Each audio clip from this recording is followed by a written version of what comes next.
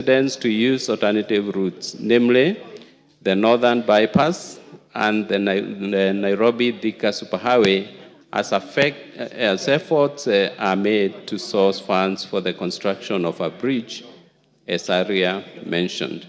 Honorable Speaker, regarding the reasons for the inordinate delay in the rebuilding of the bridge and the steps being taken to expedite the construction to avert further sufferings, the ministry submitted that the delay in the construction of the bridge has been occasioned by the unavailability of funds for the same. 6. Further, the ministry wishes to request Parliament to consider providing budgetary allocation for this bridge alongside other crucial areas similarly affected by the flooding that impacted most parts of the country earlier this year. The ministry undertakes to construct the bridge as soon as funds are made available. Honorable Speaker, I submit. Thank you, Honorable Kingara. Are you satisfied? Thank you, Mr. Speaker, sir, for according me this opportunity to respond and as per the statement from the chairperson for roads. Mr. Speaker, I'm comfortable with the first paragraph whereby they went in at a good speed and came up with an estimate. But, Mr. Speaker, may I open it this way? They have given us an alternative route to use as they work on the bridge. But unfortunately, Mr. Speaker, where they are sending us is Northern Bypass and then the Thika Superhighway, which are so clogged in the morning and in the evening. And note, Mr. Speaker, my concern was because most schools are on the other side of the road or of the bridge. So it will be very difficult for pupils and students to accommodate their day-to-day activities, noting that the Thika Superhighway in the morning and the Northern Bypass, including the Eastern Bypass, are clogged for more than 3 hours. So, Mr. Speaker, my request is if they can use the emergency fund, because noting also, Mr. Speaker, the said bridge is the only conduit for 3 wards. And this is Biashara Ward, Gatongora Ward, and Getodua Ward. So you can see, Mr. Speaker, the 3 wards are already locked. And I wish that maybe they use emergency fund if they were to facilitate us rather than frustrating us. Thank you, Mr. Speaker. Yes, GK. Honorable Speaker, I sympathize with the situation that the people of Roido constituency in that part of Honorable Kingara's constituency are facing. And we have asked the ministry to prioritize that project and avail any funds that are within their reach to be able to address that challenge. Honorable Kingara's constituency is one of the most populous constituencies in the country, if not the most populous, and we will push the ministry officials to ensure that that bridge is reconstructed. Thank you, Honorable Speaker. Thank you. Majority Leader, your Thursday statement. Osoro, are you issuing on behalf of the Leader? Yes, Honorable Speaker. Go ahead. I'm holding brief for the Majority Leader for the usual Thursday statement. Honorable Speaker, pursuant to the provision of Standing Order number 42-2A, I rise to give the following statement on behalf of the House Business Committee, which met on Tuesday, 24th September 2024, to prioritize business for consideration during the week. Honorable Speaker, with regard to the business for Tuesday next week, the House is expected to consider the following bills, if not concluded today. Committee of the whole House is on consideration of safety and feed safety control, Coordination Bill 2023, and consideration of Senate amendment to the Statutory Instruments Amendment Bill of 2023. The Honorable Speaker will be having the second reading of the following bills, if they will not be concluded today: the Technopolis Bill of 2024, the Kenya National Library Service Bill 2023, and the Equalization Fund Administration Bill, which is Senate Bill number 14 of 2023. Additionally, Honorable Speaker, Debate will also be undertaken on the following motions, should they not be concluded today.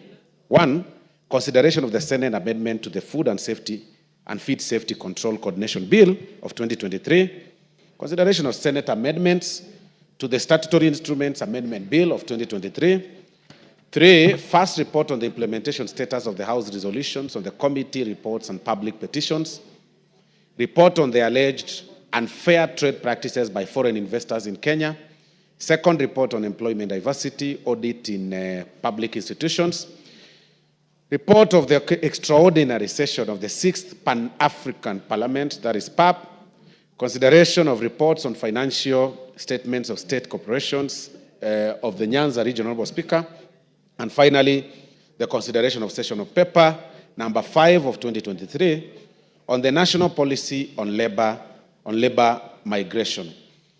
Honorable Speaker, in accordance with the provisions of the Standing Order number 42A5 and 6, I wish to convey that the Cabinet Secretary for Environment, Climate Change and Forestry is scheduled to appear before the House on the afternoon of Wednesday, 2nd October 2024, to respond to the following questions. 1, question number 3 or 4 of 2023, by the member for Alego Usonga, the Honorable Samuel Atandi, regarding issuance of alliances for construction of residential property on plot number LR number 33734/338 along Othaya Road, Kileleshwa, by the National Environment and Management Authority without public participation. Question number 02924, by the member for Maragua, the Honorable Wamaua, regarding report on the Koech, commonly known as Mandazi, regarding the presence of Lalela Company Limited and Naraitoi Company Limited that are engaging in large-scale irrigation-based farming along Amalo River and cloud seeding activities. Honorable Speaker, the Minister will also be answering question number 106 to 2024 by the member for Westlands, the Honorable Timothy Wanyonyi, regarding the measures put in place to reclaim, safeguard, and sustain all riparian areas and vulnerable ecosystems within the country. Further, the Cabinet Secretary will also be responding to question number 107 of 2024 by the member for Nakuru County, the Honorable Liza Chelule, regarding the preservation of wetlands and catchment areas within the country and the government's plan in conjunction with Community Forest Association nationwide to plant 15 billion trees within the next decade. Question number 129 of 2024 by the member for Ruaraka, the Honorable T.J. Kajwang, regarding the Nairobi River pollution and the reasons for continued contamination despite interventions made over the years by various institutions. Honorable Speaker, the Minister will also be answering question number 130 of 2024 by the member for Tigania West, the Honorable Dr. John Mtunga, regarding key actors and benefits gained through climate financing to fight issues arising from climate change. In conclusion, Honorable Speaker, the House Business Committee will be reconvening on Tuesday, 1st October 2024 to schedule business for the rest of that week. I now wish to lay this statement on the table of the House. Thank you very much, Honorable Speaker. Thank you, Chief Whip of the Majority Party. Honorable members, before we call the next order, we acknowledge in the public gallery Nkubu Winners Academy from Imendi South Meru. On my behalf and on behalf of the House, we welcome the students and their teachers to the House of Parliament. Next order. Order number 8, motion, ratification of the protocol to the constitutive acts of the African Union relating to the Pan-African Parliament. Resumption of debate.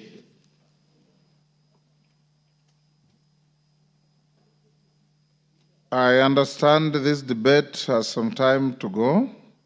Who was on the floor?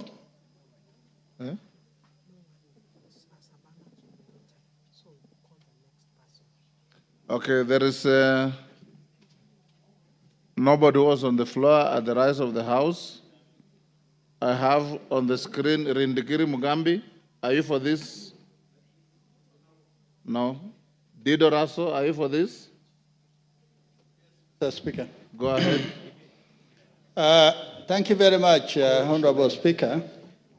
I wish to contribute to this particular motion and why it is necessary for Kenya to sign this very important protocol that binds all African states and Kenya and others in particular.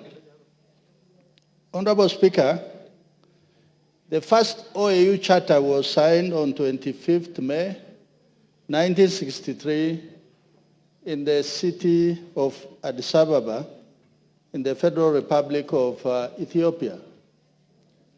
That was the formative charter that brought the African countries together, and it was also the stage and platform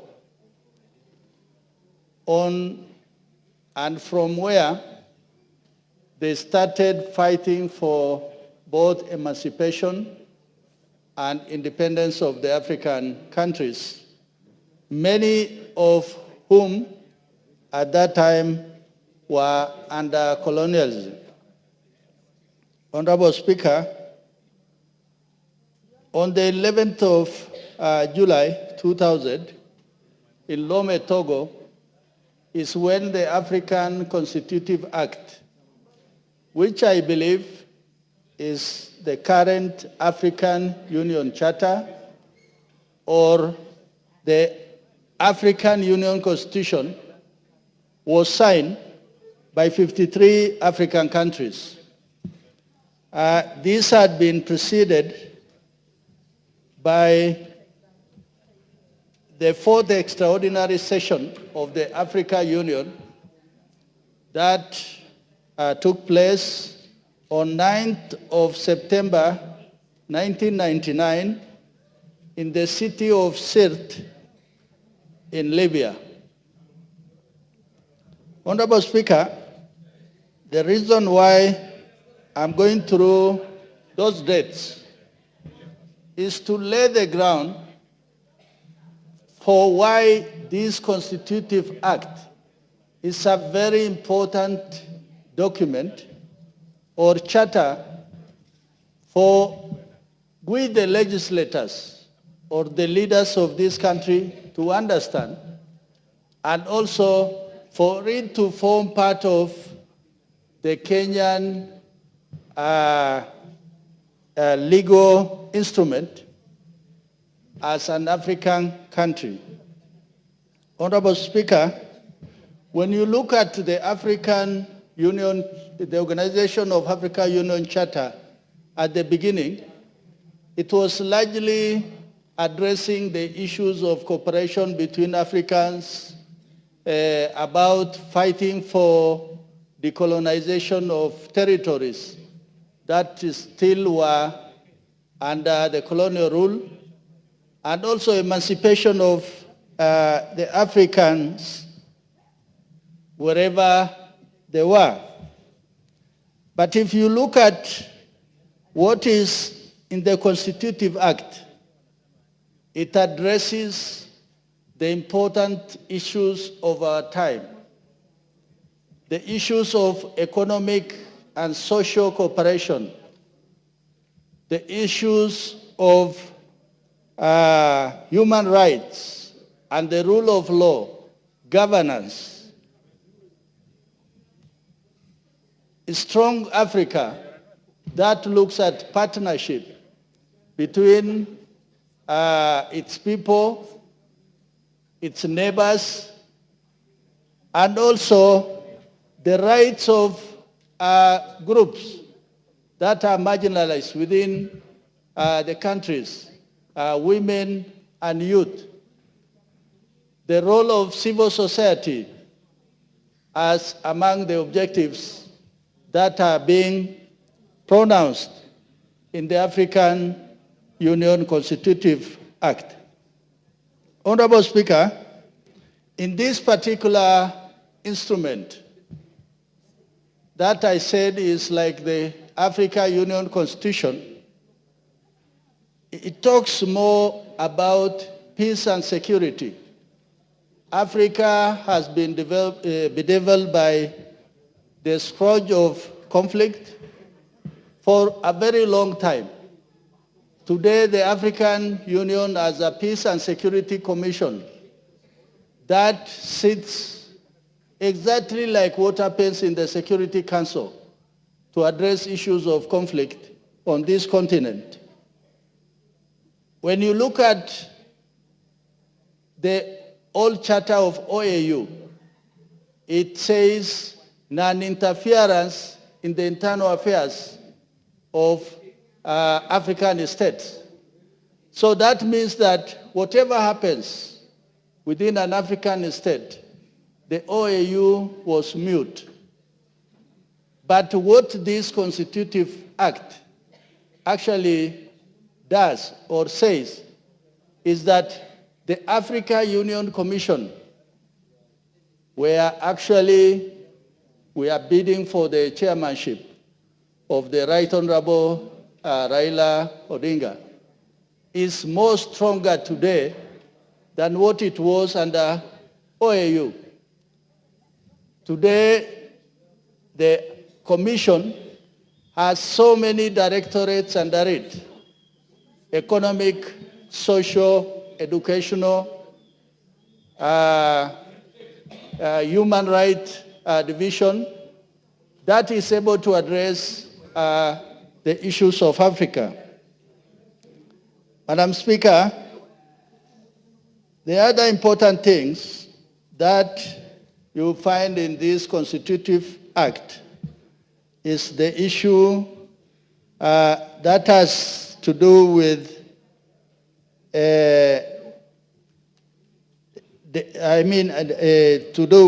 democracy, good governance, and public participation. Madam Speaker, before now, the African Union was not able to clearly talk about election in a member state. Kenya holds its election, it goes whatever direction, maybe there is post-election violence. Africa Union was quiet about it.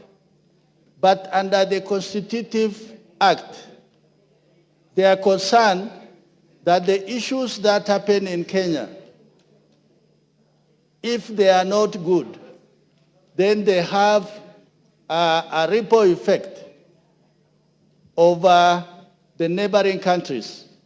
So that is why Africa Union takes cognizance of it. Madam Speaker, among other important things that this Constitutive Act addresses is the issue of inter-African infrastructure. Vision Agenda 2063, African Free Trade Agreement. With this, you can see that there's more partnership, there's more engagement within the African Union. Madam Speaker, through the Constitutive Act, the structure or organization of the African Union is more pronounced. Whereas it used to just have a very rudimentary structure of about 4 or 5. With this, you have the executive, the Pan-African Parliament, the Court of Justice, specialized technical committees, the permanent representative committees, Economic, Social, and Cultural Council. So all this is encompassing that they want to address the issue of the African continent and its people holistically. So for those many remarks, Madam Speaker, I support and ask my colleagues to support so that this particular instrument becomes an instrument within the laws of the land. Thank you, Honorable Speaker.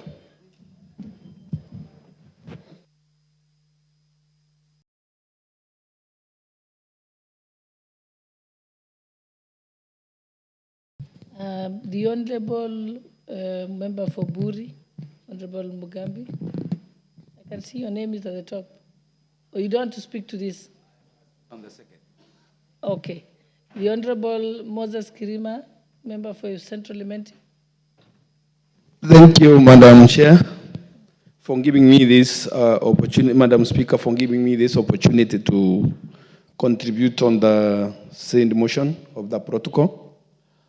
Madam Speaker, it's necessary for Kenya to be part of the world countries when it comes to the rules which govern the protocols of various countries. The matter before the National Assembly today was ventilated very well by the committee concerned.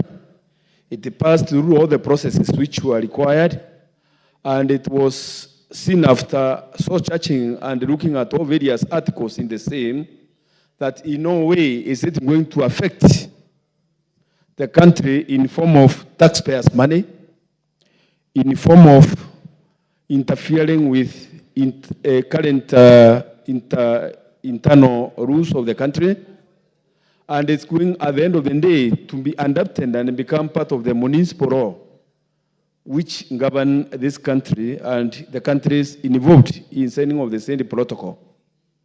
As for that, it's a necessity, taking into account that the world per se is becoming a village.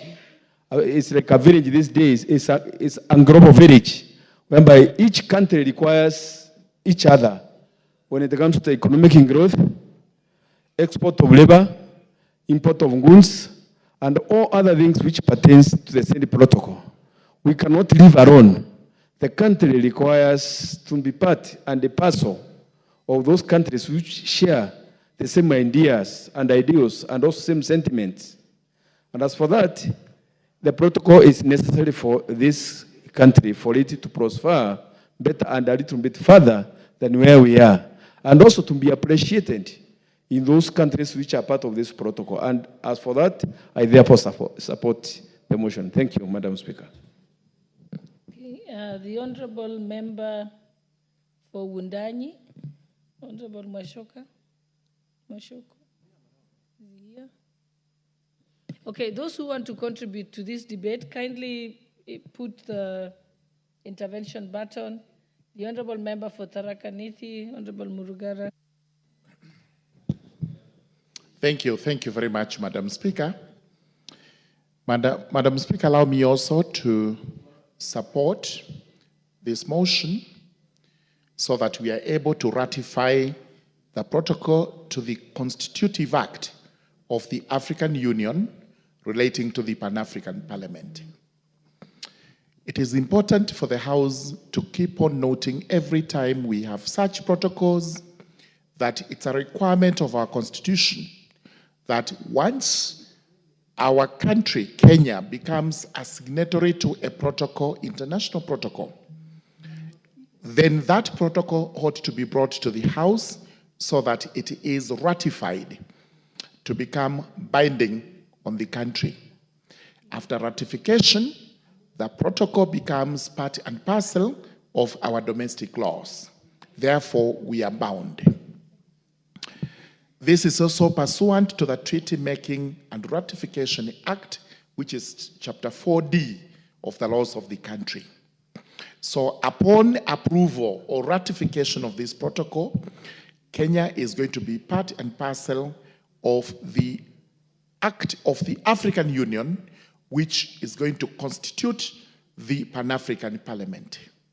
It's also important to observe that we are part and parcel of the Pan-African Parliament, and we have that chapter in this House which deals with the Pan-African affairs. It's also important to note that we have been a member of the African Union since inception of the country in 1963 when we became independent. And we have steadfastly stood with the African Union. In fact, in the early 80s, the late President Moi was the chairperson or the chairman of the African Union, as he used to be called. And we were very proud of that event during that epoch. Today, as we speak, we are presenting a formidable candidate for the chairmanship of the African Union Commission.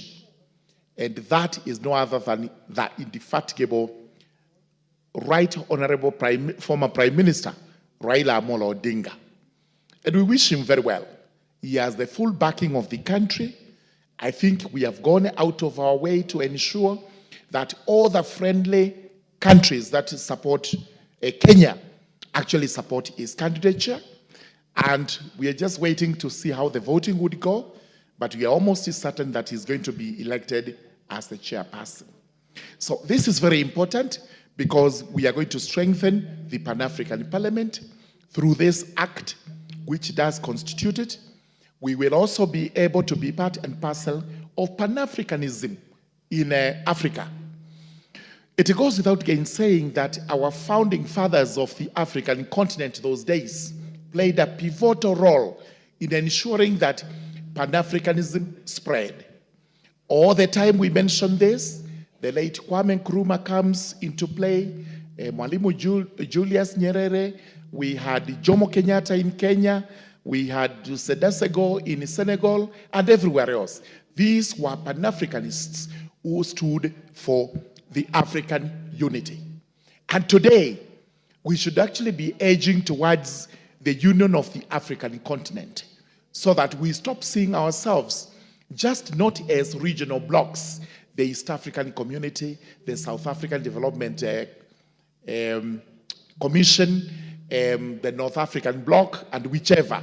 We see ourselves as one continent transiting to an African state, where possibly we are going to have the African currency amongst many other trading issues that we should bring together and speak in one voice. So this is a very important act to be executed by the African Union relating to the Pan-African Parliament, and as Kenyans, we should actually embrace this 100%. So as we wish the Right Honorable Raila Amolo Odinga the very best for the chairmanship of the African Union, we confirm today we do support this ratification, which also goes towards showing that we are together with the African Union in issues relating to Pan-Africanism. Thank you, Madam Speaker. I support. Thank you. The Honorable Member for Suba North, Honorable Millie Odhiambo. Thank you, Madam Speaker, for giving me this opportunity. And Madam Speaker, I want to say from the onset that I support this motion. And Madam Speaker, I served in the Pan-African Parliament in the 12th Parliament. And Madam Speaker, one of the reasons that I support this protocol is that it addresses some of the reasons for which I was not very keen to go back to Pan-African Parliament. But with this protocol, I'm really happy that they have actually addressed some of those issues. The Pan-African Parliament was a parliament with a lot of potential. It still has.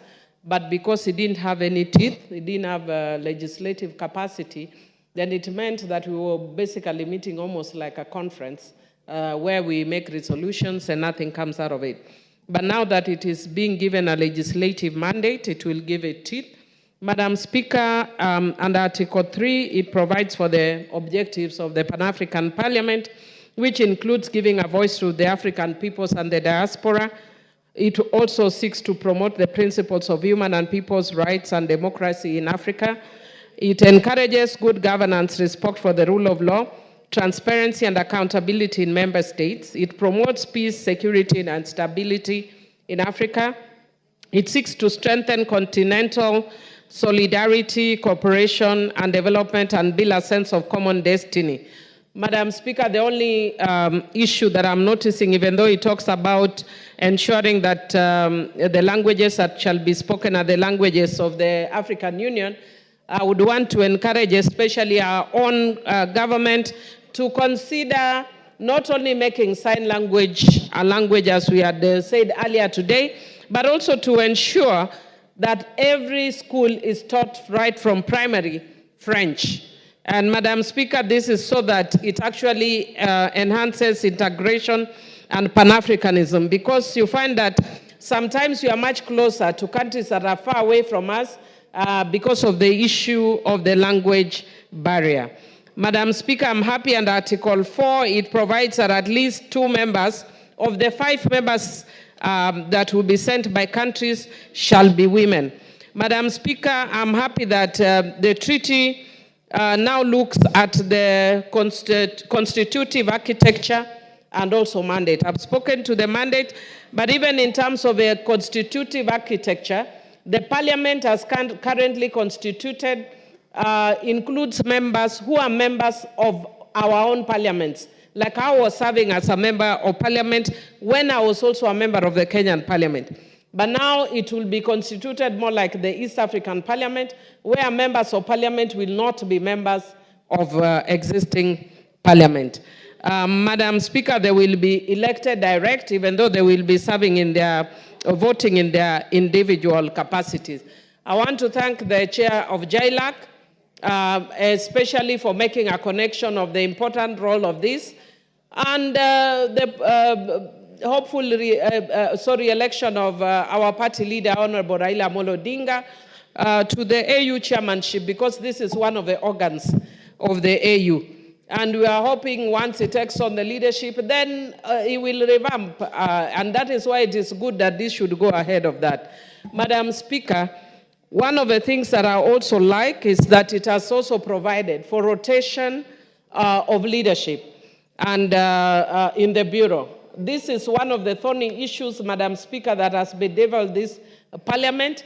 And I think there was a period for almost 1 year in the current Pan-African Parliament that they couldn't move on because of the issue of rotation, because it was more in terms of a gentleman's agreement that they had agreed that they could move, because based on, there would be rotation in South, like it was supposed to go to Southern Africa, and then there is a problem that now the Central African region wanted it and all that.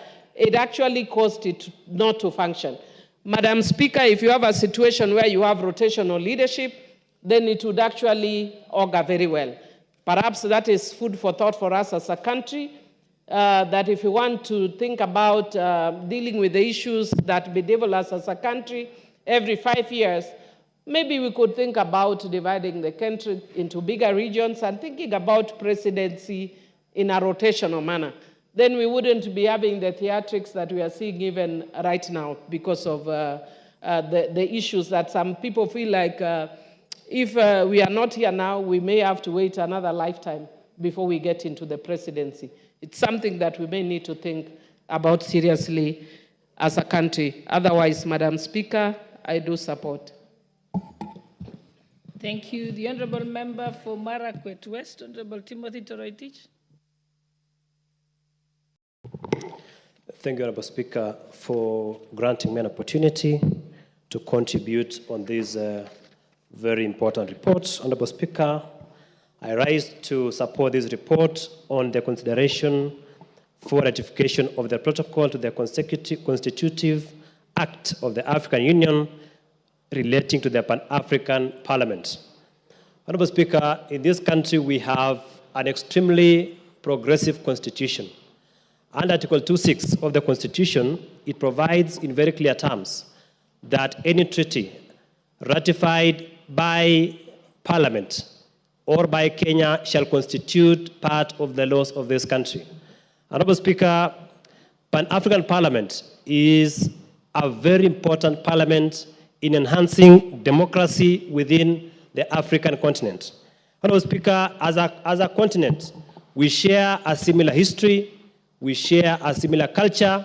It is only that after the Berlin Conference of 1885 that this continent was divided and taken over by various colonial regimes, and that is where we lost our identity, we lost our culture as an African continent. Honourable Speaker, it is time now that as a country, we ratify this protocol so that we can go back and find our paths where we lost. Honourable Speaker, this parliament is very important because it's like a peer review in terms of our democracy, in matters to do with human rights, where countries will have representatives at the highest level in the African continent where they can share certain values that are admired across the African continent.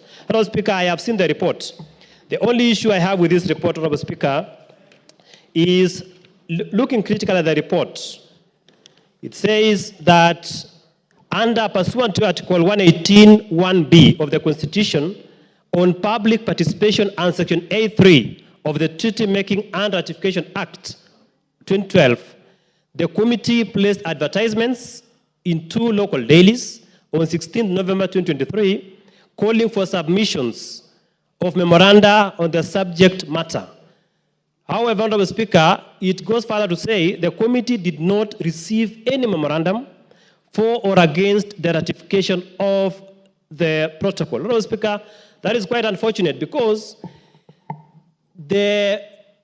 something must be wrong. It's either the committee did not give out proper notice for public participation, because it cannot be true that no one in the Republic of Kenya or even managed to give an opinion on this protocol. Honorable Speaker, it is something that can even be quashed by the courts. It's something that we must, the committee and this House needs to take it seriously, because there was no input from the public as per the report of this committee. Honorable Speaker, Honorable Odhiambo, what's your point of order?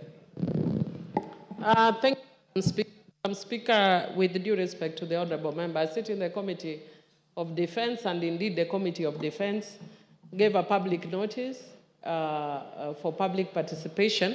But Madam Speaker, sometimes people don't give their views because many people don't know what Pan-African Parliament does.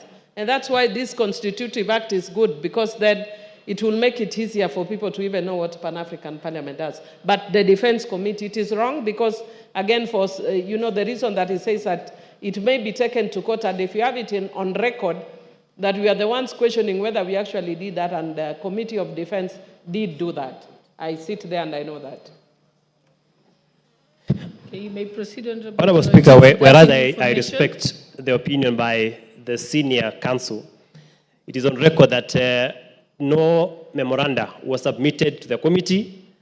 Give and take, it's okay, but that is an issue of concern. That Honorable Toroitich, I think you're casting aspersions on the House of Parliament, and you have clearly been informed by a member of this committee that there was the advertisements duly done, but there were no responses. You cannot force members of the public to give memorandum. The most important thing is to show that you gave them an opportunity to be able to give their memorandums. You are also free as a member of Parliament to even give your memorandum yourself.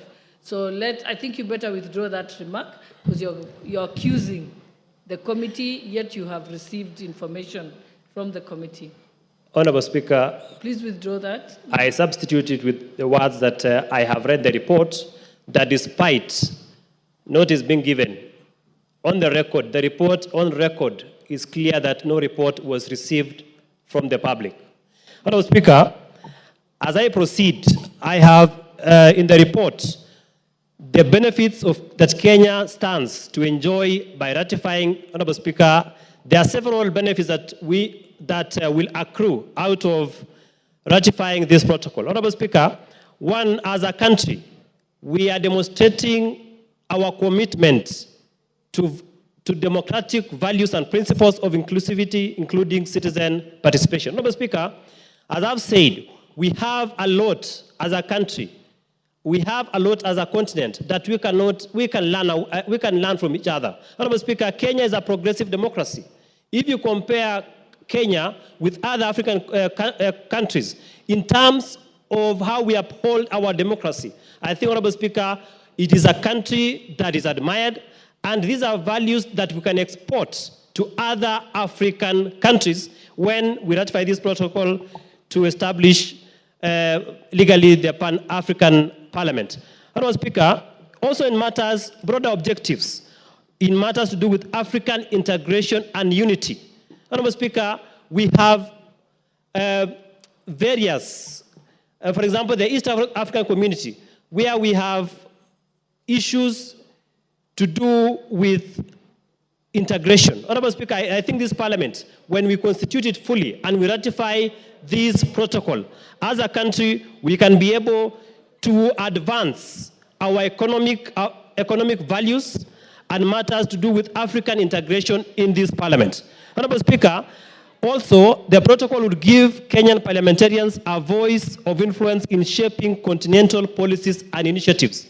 Honorable Speaker, as I've said, we have a progressive constitution which has been subject to interpretation by the courts. We have set precedents in this country through our judiciary. Honorable Speaker, these are values that other countries can learn from us.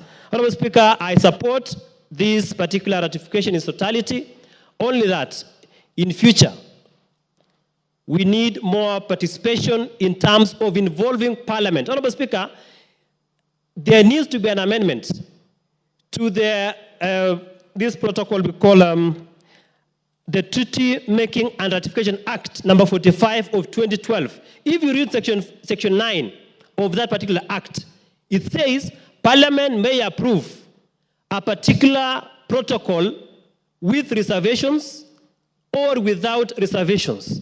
Honorable Speaker, I want to challenge the committee to be able to table this protocol before the House before it is brought for ratification, so that we can be able, as members of Parliament, we can engage and peruse this protocol before it is brought before this House, +1 to section 9 of the Treaty Making and Ratification Act of 2012. So that, Honorable Speaker, I have no problem if the senior counsel wants to inform me. Thank you, Honorable Member. Honorable Member, I just wish to understand you, but I just wish to inform you that the reason I actually moved the Treaty Making and Ratification Act, and without the Treaty Making and Ratification Act, you would not be debating. So the bill itself actually enables Parliament to debate the treaties. So, and the way treaties are made or negotiated, we can only make reservations. We can't amend. I think I'm saying that because I've had other members saying that before. If you understand from international law, we cannot amend treaties, not in a parliament. You can only make reservations. You can't amend. Thank you. The Honorable Chairperson for the committee, Honorable Koech. Honorable Millie Odhiambo has done very well, but I also wanted to say, and that is why we are here, this is not been passed yet. It has given you an opportunity to deliberate on it, and Parliament still has an opportunity to even reject it at this point if they deem unfit to ratify this proposal. So it's still the property of Parliament. Public participation, also, just to inform my colleague, is to allow you as members of Parliament to contribute. And another thing that I raised yesterday, if you remember, Honorable Speaker, is that many members of Parliament, particularly this Parliament, I'm sorry to say that, do not even understand how Pan-African Parliament do operate. And even to those who actually are in Pan-African Parliament, that is why they're not here, they're not even contributing, because many people have never understood how Pan-African Parliament operates. Thank you, honorable members. I think at this juncture, I would like to recognize the presence of the following schools. Seated in the Speaker's Gallery is Molo Highway Secondary School from Molo constituency, Nakuru County. And then seated in the public gallery is Pamela Scott Leldet Secondary School, Rongai constituency, Nakuru County. We also have Kilo Primary School, Kajiado East constituency, Kajiado County. And I will give the honorable member for Molo, Honorable Kimani Kuria, to welcome all the three schools on behalf of the National Assembly.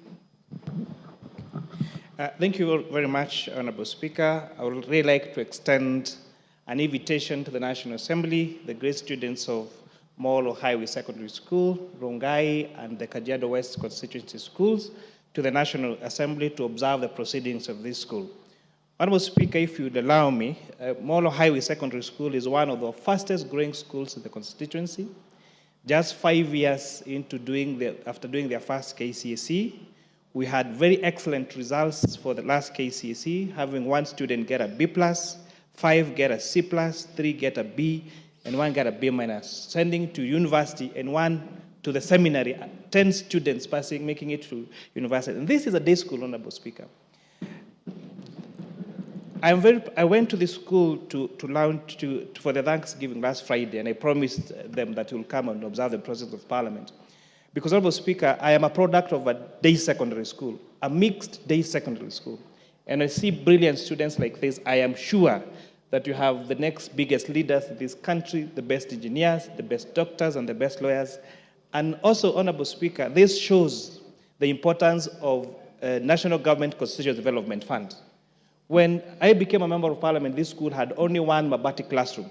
And you go to that school now, they have story buildings, they have labs, and that is what has helped them to have as infrastructure almost as good as those that in the schools that NGCDFS, the schools like the one Honorable Millie Odhiambo went to, and therefore getting to post such excellent results. So congratulations, Molo Highway. We look forward to even better results this year, and welcome to Parliament. And if I may, Honorable Speaker, continue with my contribution on the ratification. Go ahead. Thank you, Honorable Speaker. I rise to support the ratification of the Constitutive Act of the African Union relating to the African Parliament, the PAP, Honorable Speaker. This ratification refers to the formal process in which member states of Pan-African Parliament approve and adopt the legal framework established in the establishment of the Pan-African Parliament. Honorable Speaker, the Pan-African Parliament is one of the organs of the African Union that is aimed at promoting peace, unity, democracy, good governance, human rights, and economic development. The protocol, Honorable Speaker, is properly constituted within the Constitution of the Republic of Kenya. The protocol will advance, Honorable Speaker, the participation of African people in matters of governance. It will uphold democratic principles, protect human rights, and promote good governance across the African continent by joining the voice and listening to the voice of the African people and those of the African people in the diaspora.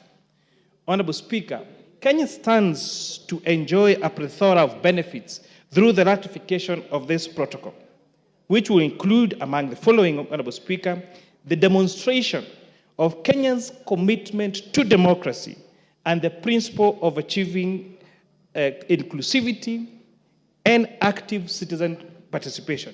Honorable Speaker, this ratification will make Kenya be able to contribute to the broader objectives of African integration, legislation, and forging of unity, Honorable Speaker.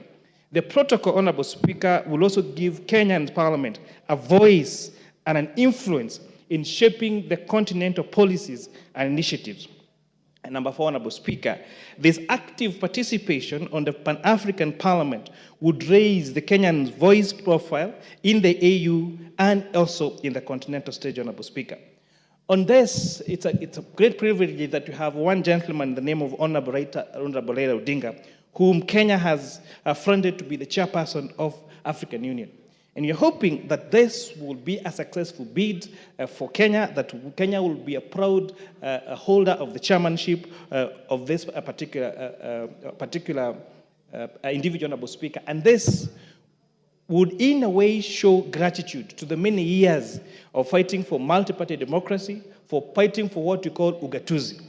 Honorable Speaker, when we were young people, we used to hear Raila Amolo Odinga talk about ugatuzi and majimbo. And we actually thought that ugatuzi was a very bad thing. We thought devolution was a very bad thing, that it will divide this country.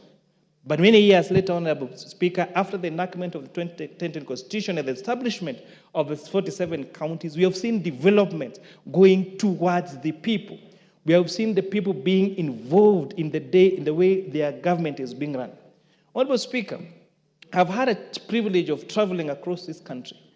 And it is sad when you go to some constituencies that have never seen any inch of a tarmac road.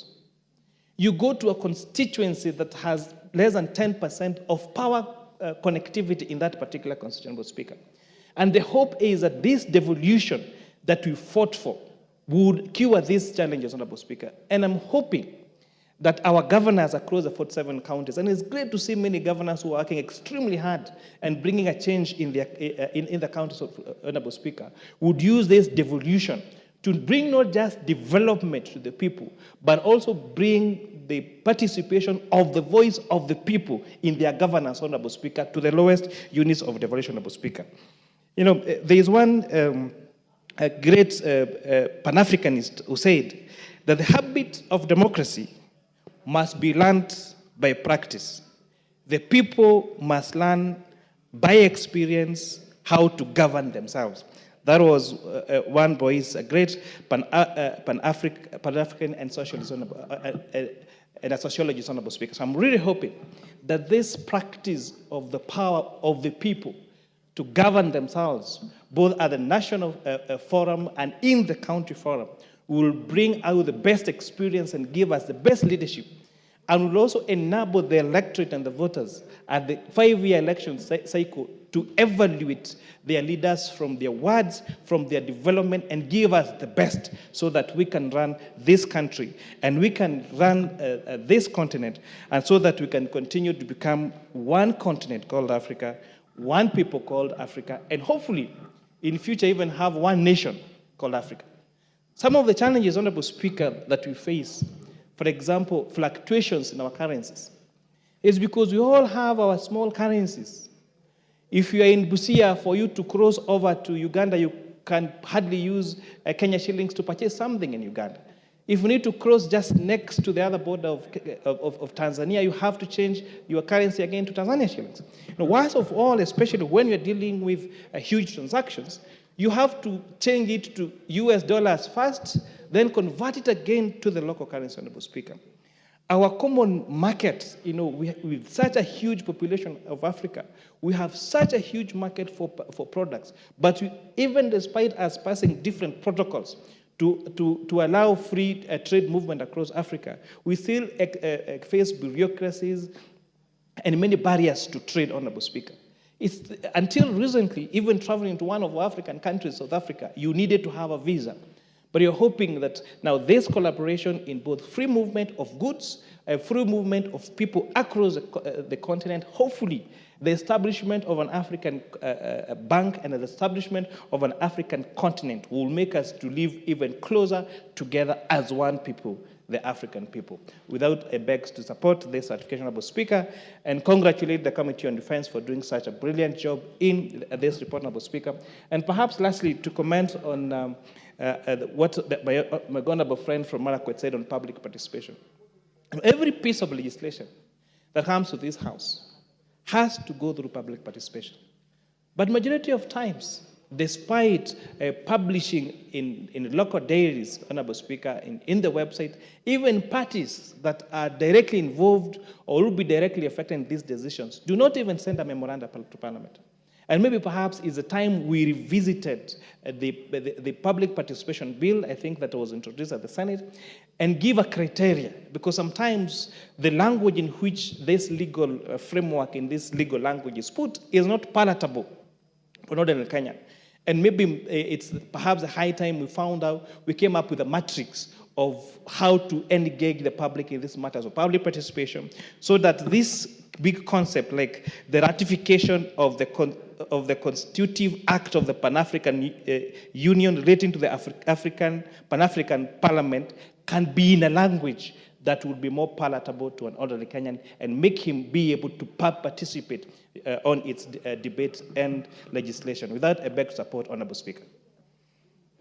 Well said. I think you came prepared for the debate.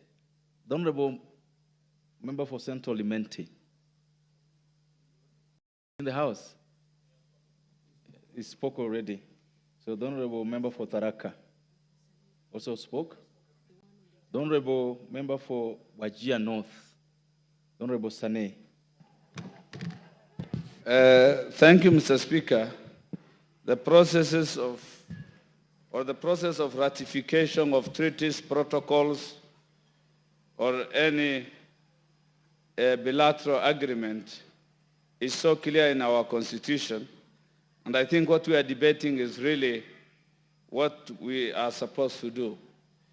Kenya as a country has participated in the making of this protocol, and there is all the purpose, intent, and the good is so expected out of it. More so when it is a Pan-African protocol, it goes without saying it is ours, and we are in the middle of it. Mr. Speaker, I don't know, there's some noise disturbing. Somebody must have dropped his phone, and I can't contribute. Mr. Speaker, treaties, protocols, and bilateral agreements ordinarily set courtesy rules for parties to engage. They put mechanisms for international pledge, agreement, and ways of working together in a certain orderly manner. Treaties give common commitments where people agree together so that there are no conflicts. It is a matter of commonalities, not disagreements. It gives opportunity to network among agreeing member states. Treaties showcase unity, Mr. Speaker. Unity of purpose, unity to troubleshoot just in case there are issues arising, and the unity to amalgamate in a very cohesive manner on purpose of social issues, economic issues, and political issues, and the Pan-African Parliament being brought on board will surely solve those three pillars which are key to this continent. Mr. Speaker, the protocol is a diplomatic tool. It's a diplomatic tool for engaging between African states. It is an interactive tool for reaction and relation. It aligns our values as Africans. We come from a common heritage and destiny. We have so much commonalities that hold us together as African states. It is like an economic block, a giant economic block, though sleeping. So it aligns our values, goals, and even our identity as an African continent. What was once a source of slave trade or human capital in the name of slavery can today come together in the form of a protocol or an international instrument to foster development, to agree on their own interest and come up with their homegrown initiative. That is what this protocol really looks up to. Mr. Speaker, it underscores that really we have a common history that is undeniable, that we Africans are brothers and sisters. We come from the same destiny, the same pedigree. That common destiny forces us to come together and discuss our own issues and come with local solutions to our problems, not always looking forward to foreigners. The answers to Africa's problems is in its own human capital and minds and intellectuals, Mr. Speaker. In a nutshell, this protocol takes to a higher level the political horizon of discussing African matters. There are dreams of having a United States of Africa. Many have dreamed of that. Pan-Africanism, blocks, whichever blocks, the Southern Bloc, the East African Community, we call by any name, all this is an African issue. This Pan-African Parliament will be a platform, an avenue to at least take it to a higher horizon, learn together, research, and put it on a continental platform, Mr. Speaker. Not in our local entities, Kenya, Rwanda, Uganda. These small entities no longer serve. The world is competing on a broader scale, economically, politically, militarily. So it is time for us to come with instruments that bring us together to negotiate, cooperate, and bring whatever that the resources so required to bring this gigantic continent to the fore and lead the world. Mr. Speaker, I believe without much ado, this has nothing much to debate other than accepting. It is a belated one. It is quite in order, and I entirely support bringing the Pan-African platform and its consequent ratification. Thank you, Mr. Speaker. I do support. An order.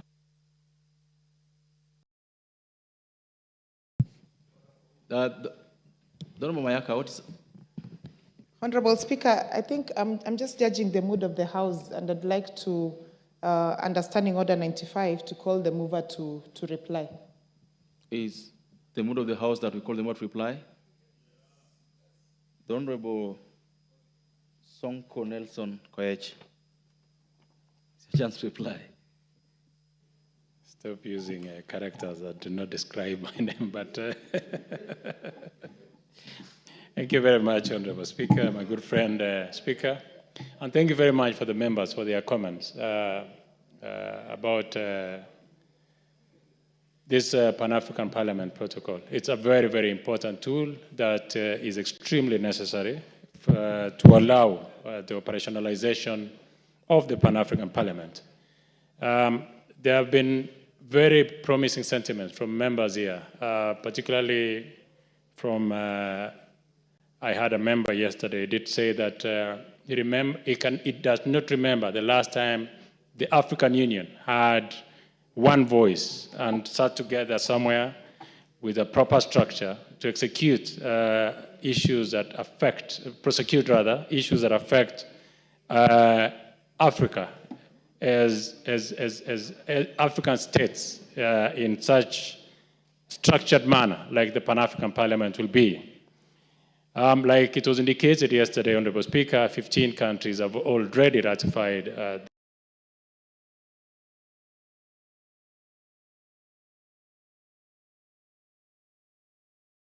also follows suit, and it was only this process that was awaiting so that we can be part of this Pan-African, exciting Pan-African Parliament with new structures. It's also exciting for members of Parliament, particularly those who will want to participate in Pan-African Parliament, knowing that it is going to be an elective position.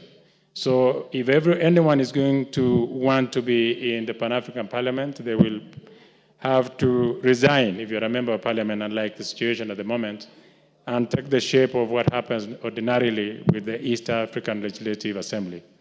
Honorable Speaker, I do not want to really bore members with many stories. I just want to say the comments have been very good and promising, and laud members of my committee for this noble duty and a lot of work that they put in, particularly those of legal mind. Chief Minority Whip Honorable Emilio Odhiambo has been very useful. I've been worked before in writing bills that deals with protocols, and I want to appreciate the entire committee for that. Honorable Speaker, I beg to reply, but I would request that you defer the vote to a later date. Thank you very much. Well done, and your request that the decision on this motion be made the next time the motion is laid on the order paper is acceded to, and we'll vote on it when it next appears on the order paper. Next order. Order number 9, the Technopolis Bill, National Assembly Bill number 6 of 2024, resumption of debate. Honorable members, debate on this bill commenced 2 days ago, and it's open for debate. The last person on the floor was the Honorable Biris Kemei.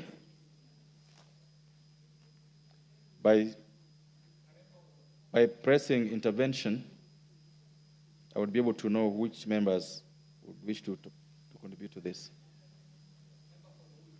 Member for Funyula.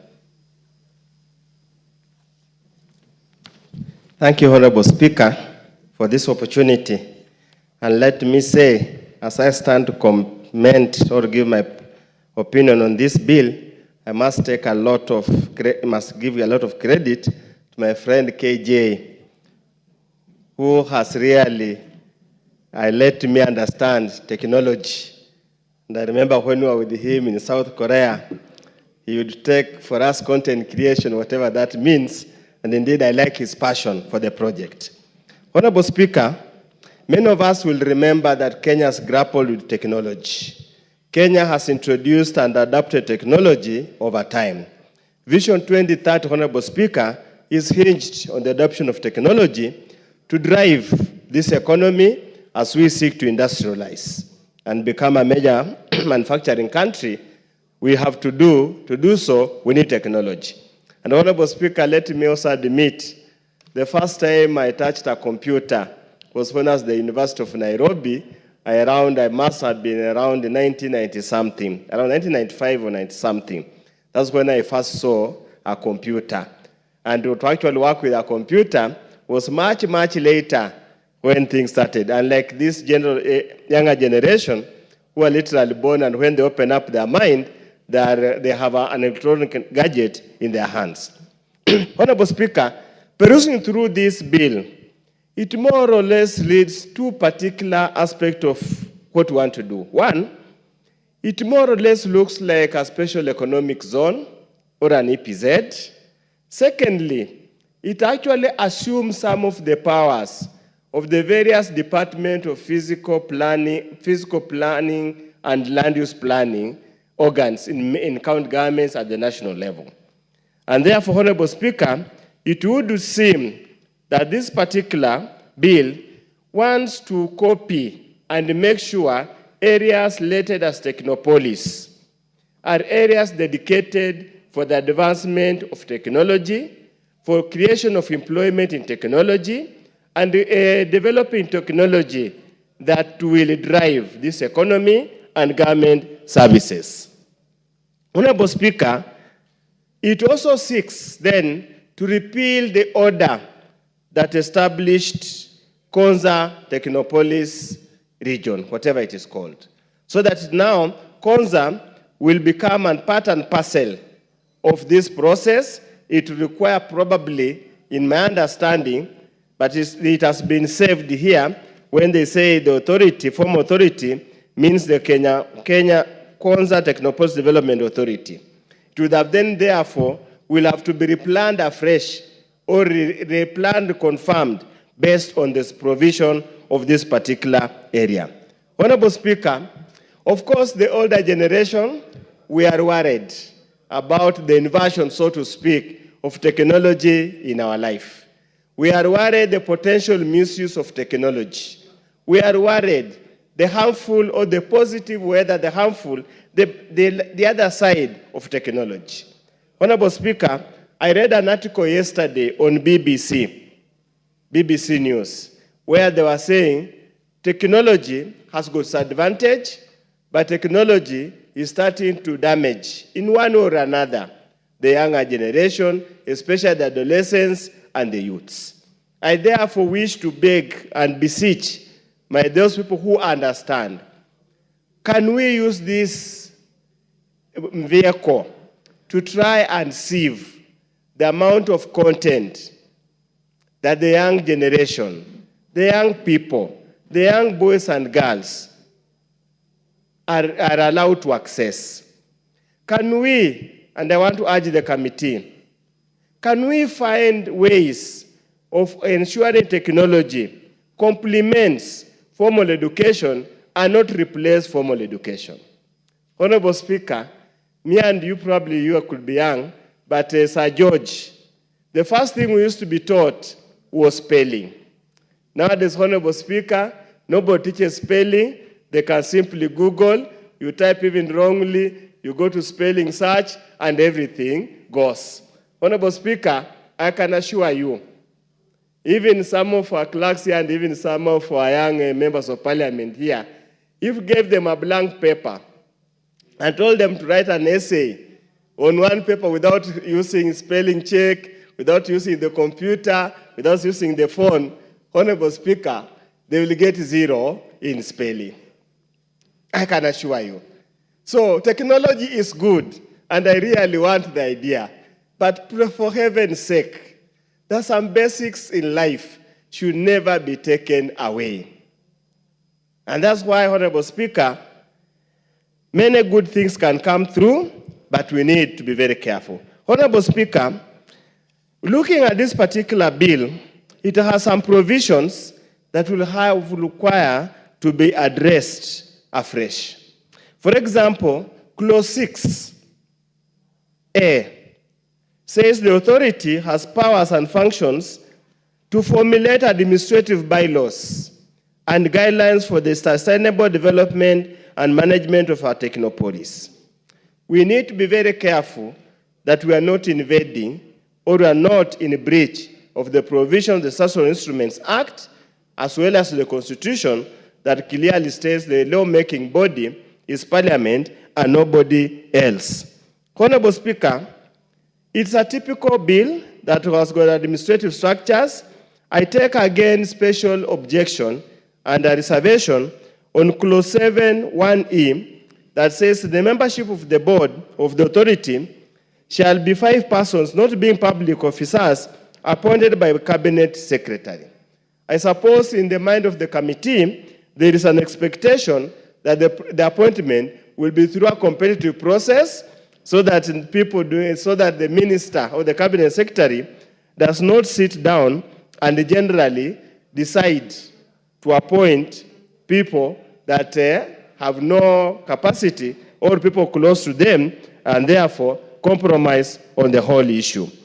Honorable Speaker, under Clause 17, it confers upon the authority a lot of mandate, an extremely wide mandate. I'm not so sure, Honorable Speaker, whether this country has got the resources to provide the funds required for the authority, for example, to ensure that each technopolis is equipped with state-of-the-art integrated infrastructure and facilities. Honorable Speaker, I'm not so sure. Even though one of the authority of the federal authority is to source for funds, raise funds to achieve the objective. Honorable Speaker, there are quite a number of progressive ideas. We will watch keenly. But Honorable Speaker, again, I want to bring to the attention, one of the functions is the authority will be the custodian or keep records or backup for state data, national data, and county data, and the same. We do hope it will have enough safeguards to ensure that there's no breach of the data to the detriment of the country and to the detriment of the individual persons, Honorable Speaker. And Honorable Speaker, the issue of land use planning, Honorable Speaker, we will need to interrogate the issue of the buffer zone. We need to interrogate the functions of the county government as provided for in the Constitution. We must also look at the provisions of the Fiscal and Land Use Planning Act to ensure that there is no overarching, given the authority is not a planning authority, unless it will have to apply to be listed or licensed as a planning authority to prepare land use plans without the approval of the relevant county government. Honorable Speaker, we do hope the authority will decentralize this particular technopolis, if possible, to all strategic counties. Busia is one of the strategic counties. I hope you will not forget Busia being a strategic county. With those very many remarks, Honorable Speaker, I support the bill. Thank you. Member for Buri.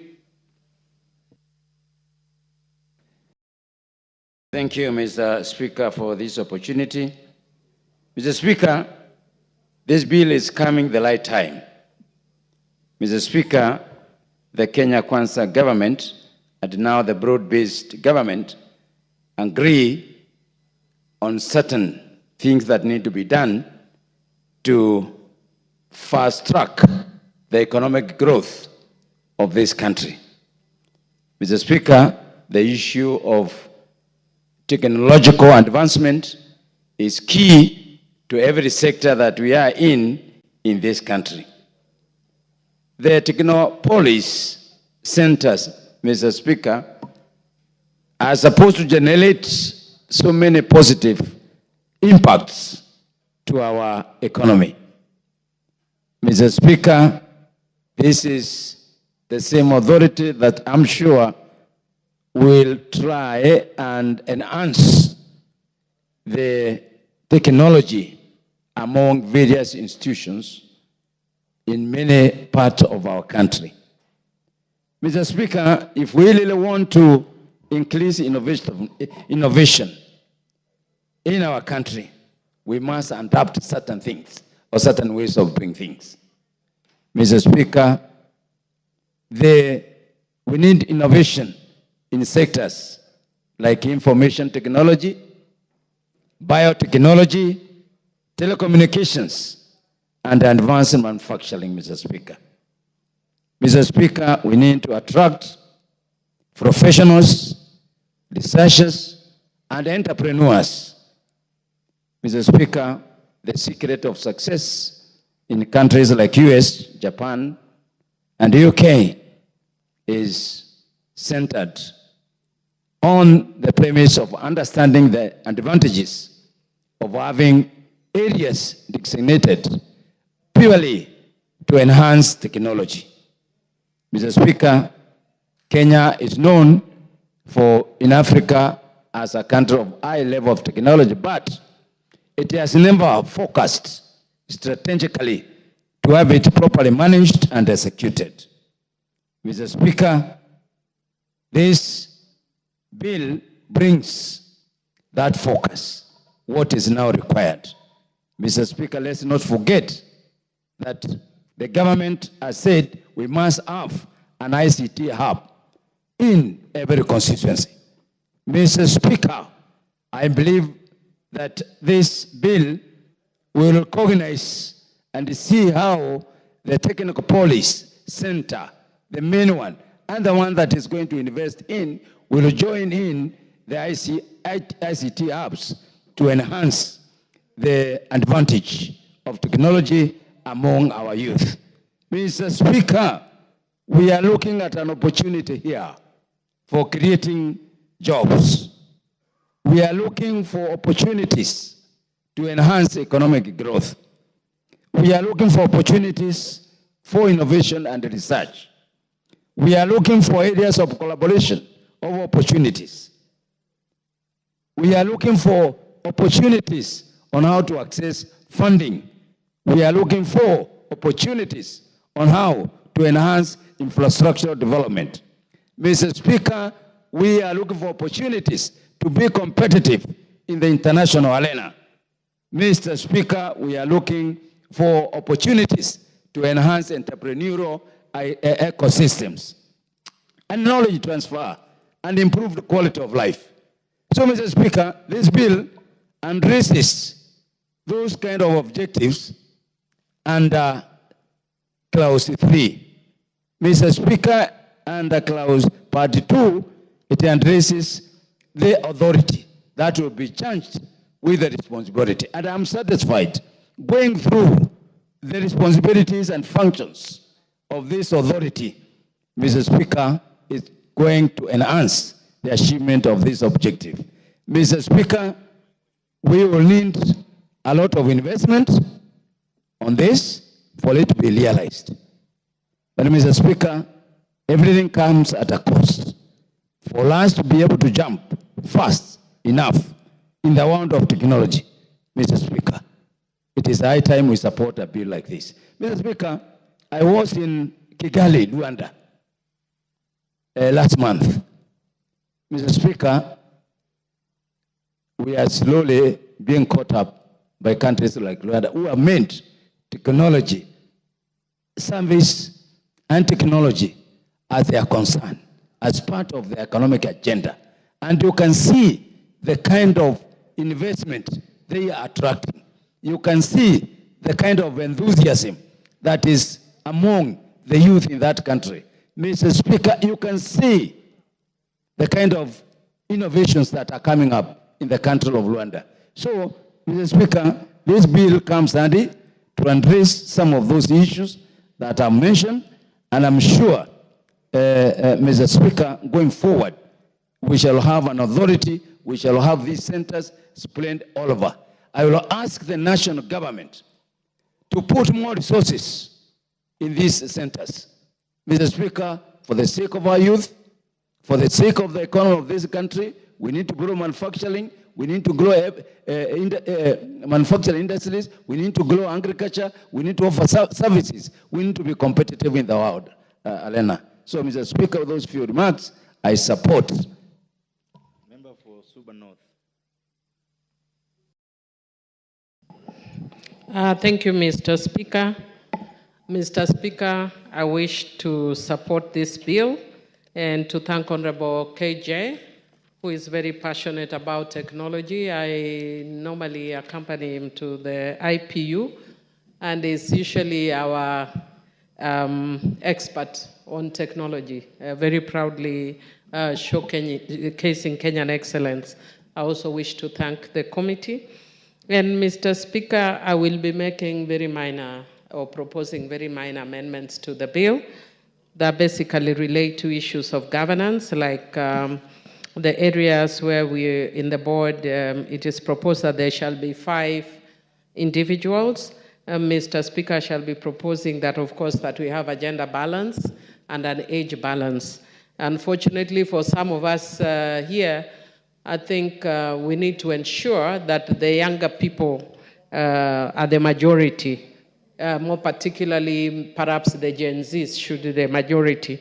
And Mr. Speaker, first, because they are very technologically savvy more than us, but also it would also help in job promotion, because we saw part of the challenges that we are facing as a country is the youth bulge that is very evident, especially because of the issue of lack of jobs.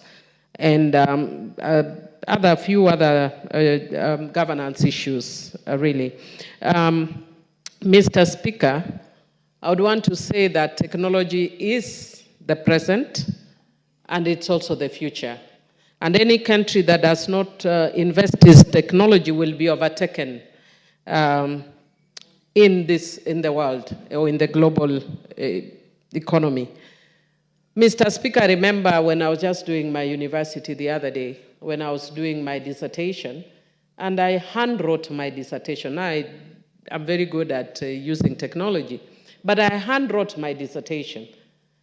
And somebody stole my luggage in an Akamba bus on my way from Homa Bay to Nairobi, and it was an entire handwritten document. You can imagine how stressed I was. And I had 2 weeks to submit. There's no backup. And so I had to sit and research afresh.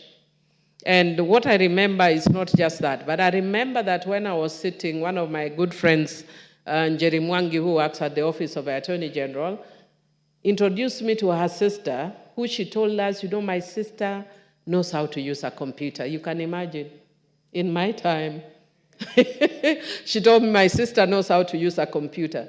So we went to her office, I think it was in Amref or something, over the weekend, because she was helping me to type so that we don't lose the document again. And when we were sitting there, Mr. Speaker, I was perplexed. Something was coming through a machine. And I went back to my cousin, who was so knowledgeable. He was always ahead of us, called Felix Ochieng, who went to Lenana School. Even though Alliance likes pretending that they know, but Lenana School sometimes is way ahead of them on a few things. Mr. Speaker, I went to my cousin Felix and asked him, I was in this office and there was something coming out of a machine. And he told me it's called a fax machine. Again, in my age and time. Now fax machines are obsolete, almost obsolete, I think. I don't see who uses them anymore. But in this lifetime, so much has changed that I can hardly keep up. And that is why, as a country, if we can't move with the same speed that everybody else is moving, then we are actually going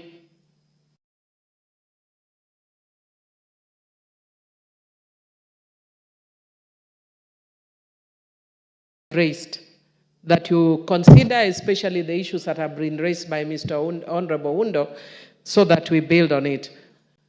Mr. Speaker, some of the issues that this is going to do is to create jobs. I am launching my book called Rig or Be Rigged on the 1st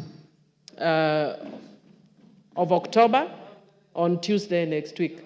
And one of the things that I was doing as I'm organizing around this is just, I'm amazed at the level of technology around just launching my book. And I'm just sitting back and marveling at all these young people. And interestingly now, I can no longer use people who are, I hardly use people in their 40s or 30s.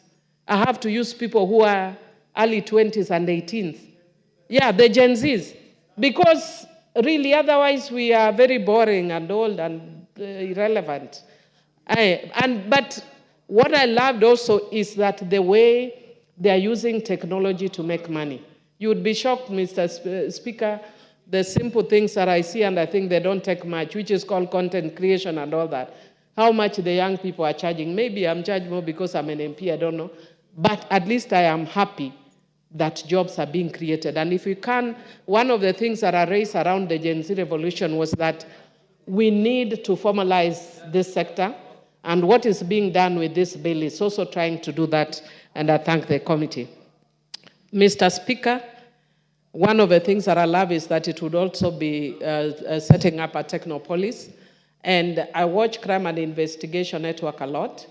And one of the things that I see we are so behind on is when you have crimes on technology and issues of sexual and gender-based violence are increasingly becoming too many.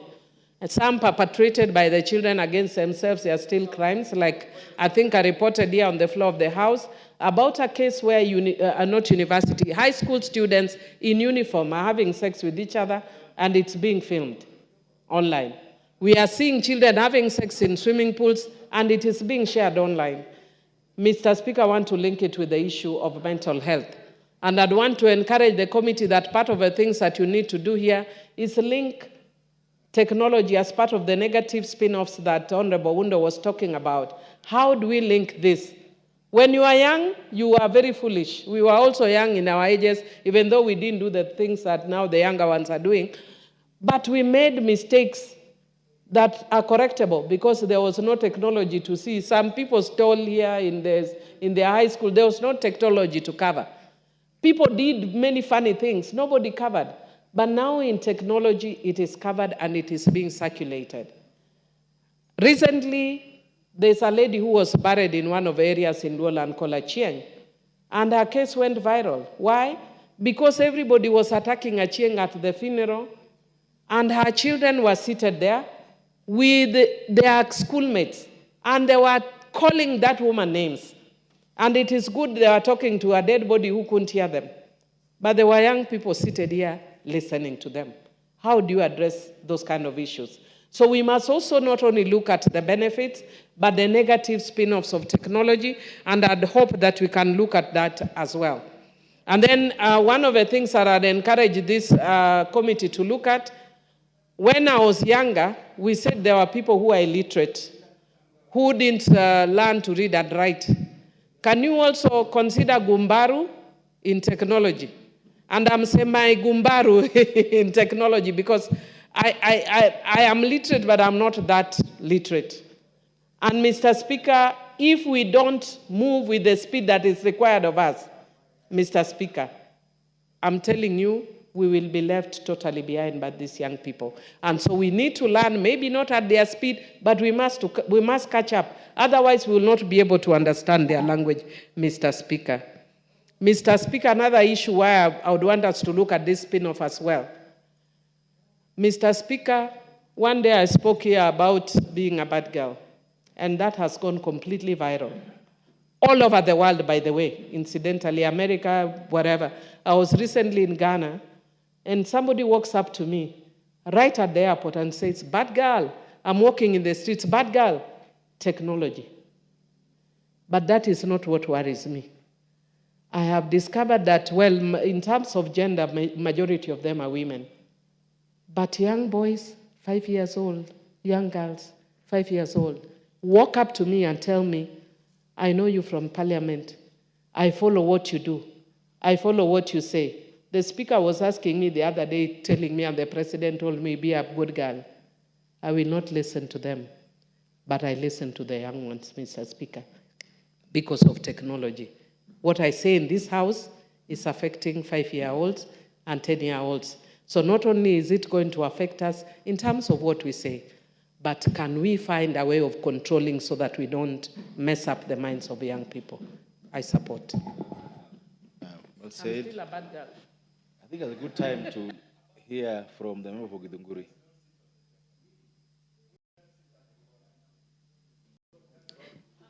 Mr. Speaker, I am glad that I've gotten this opportunity to contribute to this wonderful bill, and I want, from the onset, congratulate the chair of the committee that handles matters ICT in the National Assembly, the Honorable KJ, who I previously served with in the previous parliament in the same committee, a very informed member, and I'm sure the members of that committee appreciate that they have a talent in that committee. I participated in the making of this bill in the previous parliament in a way because I participated in the process of coming up with the idea behind Konza City Technopolis. Mr. Speaker, who knew or ever imagined that one time in the life of Kenyans would require oxygen? It only happened that during COVID, we all realized that we needed oxygen. Who knew that in the life of Kenyans, we would scamper for every available cylinder for oxygen? How many lives did we lose because we could not supply sufficient oxygen in hospitals, clinics, and dispensaries during COVID? I think that's an insight that we need to adopt from and start from. That whenever we are doing any planning in this country, we must give room to new ideas, innovations, and make sure that our structural design accommodates for such new ideas and innovations. Today, any person designing a hospital without accommodating or creating space for oxygen distillation, oxygen pumping, and gas and tanks for storage would actually be doing this country a lot of injustice. Anybody designing a hospital must consider how to put those structural requirements in place. Mr. Speaker, I am of the opinion that anybody designing a house, any form of a structure in this country, must be doing this country an injustice if we do not come up with a special room called technology room. Even in this parliament, on top of these galleries, we have technology rooms. And that is why we are able to adopt and move with the new technology year in, year out. Mr. Speaker, last parliament, we didn't have all these television screens we have here. We only had one. Now we have how many? About 7 or 8 in the room. And these are new jobs created, by the way, because these are all cameramen given new jobs to focus on parliamentary proceedings. What am I saying? I'm saying the idea of this technopolis moving from Konza centralized place to a decentralization program is a welcome idea. We must have a technopolis in every sub-county, if not every ward, so that in future, if we require to adopt, for example, we need to adopt the way we are covering our events using drones. If we need to accommodate such kind of technology that is coming and it's coming on in year in, year out, we accommodate new technology. So I am just concerned that we are running now to take every available land that is left in our neighborhood. We are running to build markets and affordable housing. Every other available space in our country, we are adopting new markets and affordable houses. And I'm wondering, the land that was put specially for innovation in agriculture, for example, the land that was used for agricultural development cooperation, the ADC pieces of land that are available in Nyandarua, available in Nyeri, available in Kiambu, we are running there to build affordable houses, forgetting that we may need those pieces of land for the new technology innovation that is coming. I was telling my brother KJ that right now we are floating in an era called the new information age era, where models of technology are being adopted, new telephony is happening, we are moving from the old age to new age. When we all run to our land and occupy on affordable houses and markets, what will happen tomorrow if we have another COVID of a new nature that require us to have, for example, rescue centers, more rescue centers? What will happen? Where will we go? What will you use? So I'm not fighting. I'm not here to say that affordable houses are not good. But of course, we cannot just grab every other land, take every other available space and occupy it with markets, forgetting that we are also moving technologically. So what am I trying to say? I'm trying to say all the pieces of land that were left for agricultural training center, the ATCs, every district, the so-called district in the old constitution, had an ATC, an agricultural training center. We should not run to transform that land from ATC to affordable housing. We should be thinking, what sort of a technology should we adopt so that we can help farmers marry with the new technology instead of abandoning the agricultural training centers and making them markets and affordable houses. Mr. Speaker, I rise to support this bill. And in fact, I advocate that every sub-county should have some space left for technopolis. In that technopolis, we should be able to use technology to help our farmers. Mr. Speaker, I'm just from my constituency in a place called Liuki, and I was meeting about 1,000 farmers, coffee farmers. And to my shock, that coffee factory is officially dead. Those are factories that used to help us to process our coffee, pulp our coffee, market our coffee. 1,000 farmers were crying to me as their member of parliament to assist them to revive that coffee factory. I asked in the group, who is here who can help us to revive this coffee factory? They nominated 3 young Gen Zs who have degrees in economics, degree in commerce, and a degree in agroeconomics. And they are in the village idle. We are crying that we have no money in our pockets. We are crying that our coffee have nowhere to be pulped or factory to operate, but our children with degrees are in the villages. Don't you think we need to think very critically? Something is not right with us. How do we educate people with degrees and then we collapse the factories where we are supposed to be employing them? So I have engaged myself in the meeting with the farmers, and we have agreed that we are going to even fundraise. If we cannot get money from government, we are going to fundraise to make sure that we revive that coffee factory. But Mr. Speaker, that is not where I am. I am saying I wish this Technopolis Center, one of them, would be brought to Lioki village. And that Lioki village, there are so many learned young people, Gen Zs, who are ready and ably equipped by the government of Kenya, and they have papers to work in such kind of centers. So I appreciate the idea. I appreciate the ideology. I welcome the thoughts that we can actually decentralize Technopolis from Konza to even my village in Githunguri.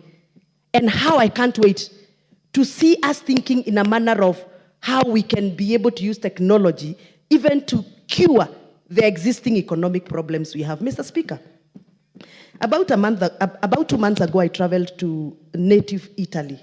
Native, that means the very interior places of Italy. And I realized that the generations of the early 60s, 40s, 60s, built their houses, and every house had a bunker. Every house has a bunker. You know, the underground bunker. Because they built and designed their houses ready for war. Those bunkers helped them so much and keeps helping them even now during winter. Those are the bunkers that they use to store their wheat during winter, and they secure their food. Unfortunately, majority of the young population in Italy have moved from the villages to the towns. So the native Italy villages are abandoned. But there are still bunkers being used to store food, even for export market. People who designed those houses were ready for a sanctuary. They were planning for a sanctuary existence. Technopolis ideas of Kenya, what we are reading from this bill, it is our planning for a century to come. And we must accommodate Technopolis in every village if we can. I support. Thank you very much. Well said. Member for Kaiti. Thank you, Mr. Speaker, for giving me opportunity to contribute to this important bill, Mr. Speaker. Mr. Speaker, before I give my contribution, I also want to thank the committee through the chair, KJ. We used to be in the same committee last parliament of ICT and with Wamushomba, and I also contributed. I can say I'm proud of this bill because I know I'm a part of a contributor. We are the pioneers of this bill, Mr. Speaker. And I want to support the committee for the good job they are doing. And I think, Mr. Speaker, technology is the way to go. Mr. Speaker, I want to say that in the last parliament, we also amended a cybercrime bill, which, Mr. Speaker, helped Kenyans a lot, Mr. Speaker. Mr. Speaker, it's through technology, Mr. Speaker, whereby our youth are benefiting nowadays. Because, Mr. Speaker, there are no jobs in the country, and I can say that even through the technology, our young people, after the college, after the university, they make their own businesses. They make their own business through even TikTok. They make some contents and sell it in the platforms to create, to improve their living standards, Mr. Speaker. Mr. Speaker, I'm saying through technology, when I was sitting here, I was just remembering those years when you used to use the telecom, the big phones, whereby you used to call someone, you used to go to the nearest market, 10 kilometers away, to make a call to someone in Nairobi or into the city. But currently, through technology, Mr. Speaker, we have mobile phones whereby when you are working, you can make calls and even make business through the phone, Mr. Speaker. Mr. Speaker, the reason why this bill is very important, Mr. Speaker, when we go to technology, Mr. Speaker, just see that the technology in agriculture, Mr. Speaker.